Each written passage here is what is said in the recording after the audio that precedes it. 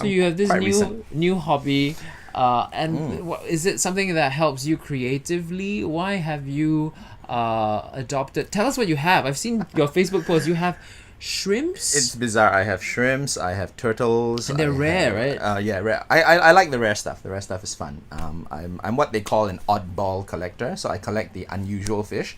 You know, some people do the ornamental fish like angelfish, koi. You know, the pretty ones. Right. Right. I do the oddball ones. The ones with eyes too big. You know, the tail too small.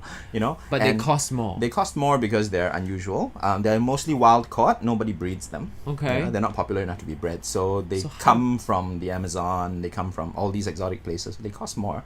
And Wow. you only get like maybe 2 or 3 shipped into the country at one moment. So you kind of have Wow. to grab for them. Wow. So it's kind of So fun. does the price go up because? Yeah, they're always at a premium, you know, and I'm in with a lot of dealers. It's quite exciting, you know. It's all a bit so underground. You have to schmooze to get Yeah, your fish. you got to convince them that you are a worthy collector, and you should be the first to be informed when the shipment arrives. Wow. You know, and I've gotten to the point where I get informed before the shipment arrives. Wow. So that's a bonus, you know, and it was a very interesting sort of social discovery for me because there's this whole hidden network of fish people. So it is social. So in spite of the Oh, fact it's that you're very social. competing for the fish, Yeah, there's yeah. still a social community. Totally. I mean, like, It's I'm not- always bidding with people, bidding against people for fish on Facebook, you know, Right. and then after you finish bidding, you sort of, you know, encourage each other and congratulate each other in a very brotherly Wow. way. You know, So and- where does this all happen on a Facebook group? Yeah, there are quite a lot of Facebook groups out there. So depending on what you're looking for, if you're looking for catfish, you're looking for arowana, there are all these specific places. Wow. And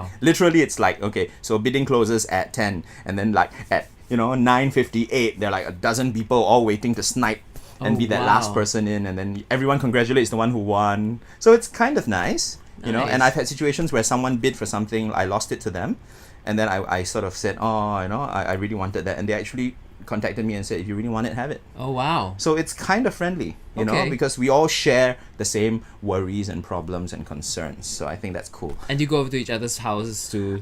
Whenever To we look trade at fish? fish, Okay. we visit, Ah, and then you know nice. it usually becomes a long stay session where you just sort of play with each other's fish and stuff like Right. that. You know, that sounded dirty, but it's quite cool. No, but it's really fun because I used to tell people, you know, that in the suddenly entering into this community, I find myself talking to it's always guys.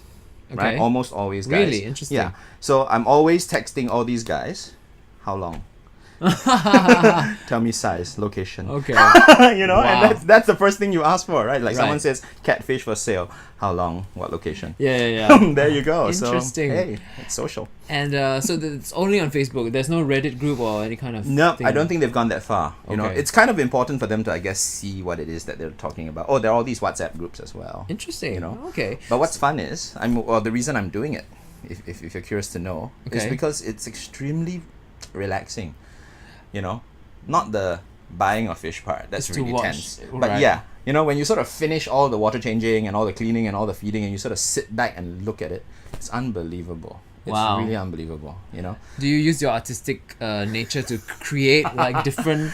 Do you get artistic and decorative? I'm a terrible landscaper. Okay. I have friends who do amazing things in their tanks. I just like them bare tanks Okay. with a little bit of shrubbery, and then just watch the fish. Right. Watch the fish. But I think it's amazing because ever since I began, every time I wake up in the morning, I step out into my living room Uh-huh. and I hear the gurgling of water Oh, wow. and the soft chirping of crickets because I have to feed crickets to some of my frogs, and then some of them escape, so they're in the furniture somewhere. Going Uh-huh. creak, creak, creak, creak. So it's really outdoorsy now, my house. Okay. Nice. It's nice. It is nice. And have you been to the Marina Bay Sands exhibition, the Deep? No, I That missed was- that. I really wanted to go there. Oh, no. I really did. I kept putting it off, and then it ended, right? Yeah, it just yeah. ended. Yeah, so that was quite annoying. But I know that it would have really pissed me off because I would have wanted to buy everything there. So Right. I'd rather not. All the dead stuff. My real dream is to start a marine tank.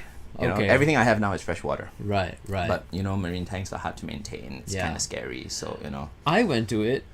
did you like it? I was next to the DreamWorks exhibition, so I was okay. I'm more of that kind of and then after that I should have gone to that first, because after that it's sort of like the excitement died down because it was so quiet and dark. Yeah. And these there was this grandma that was going kia kia, and she was They are really quite terrified of scary. the fish, but it was very, very interesting to know that these the different layers of the ocean and how you know, by a certain depth, even like the fish's eyes are like they're no eyes because they're actually vulnerable parts of the body, so it's covered up the skin. I have a really cool bunch of fish. Mm-hmm. They're called the Mexican blind cave fish. Okay, And they're just like, you know, tetras, the really shiny, bright tetras that like people like to have, right? I know them Well, from computer games. there you go. But somewhere in Mexico, right, Uh-huh. a bunch of tetras ended up in an underground cave once Right. that was completely devoid of light.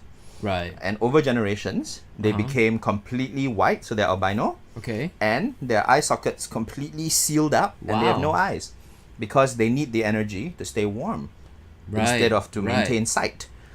But Right? so you have them. I have them. They're available in Singapore, and they're really cute. They They're- can exist out of that environment. Yeah, because they're extremely hardy. Ah, They're okay. extremely hardy. Interesting. Yeah. So Wow. so it's amazing. I mean, I always believe that, you know, there are huge monsters out there in the deep. You know, Yeah. it's very exciting. It's like we always look to the sky of aliens and stuff like that, right? But Yeah. we have on our very own planet amazing creatures. In fact, the least explored part of our world is the deep. We know more True. about space than we know about the oceans. It's really Yeah. scary. Yeah. Right? And it's like, this is something I realized some time ago, right, which is so exciting, right? You know that as you go deeper into the oceans, Mhm. you're going to get larger and larger fish Yeah. because of the body warmth, Mhm. right? The bigger they are, the thicker They- their they hide, need the more to. they can survive. Right. The slower moving they will be, right? The more vicious they probably will be. Mhm. But if you go even deeper, below where it's really cold, Right. you'll get to a point where it gets really hot. Really? Because we're talking about the deep Oh. underground caverns that go nearer and nearer to the Right. Earth's core. Right. Right. Right? So it At does some get- point, yes, it's going to get gonna hot again. Yeah. I wonder what lives there. Oh. So wow. that's a whole layer we can't even imagine. Wow. Fish that can live in hot water, Right. right? If they can live in sub-zero, they can certainly live in hot water, but you can't imagine what those fish would be like. Gosh. Haha. Interesting. Where did you get that thought? Did you think of it It yourself, just or is it popped just up. a It just theory? popped up because I Wow. was reading about all these chasms and abysses and all that, and Yeah. they kept talking about how the temperature drops. Right. And then I realized no, because if you get deep down, you're gonna hit lava. Yeah. You're gonna hit lava, so Exactly. it's gonna be really hot water. Interesting. And not just for like a little section. You're talking about like, I don't know, miles of hot yeah. water, Yeah. right? So wow. Time for a new story, a new book. Mm.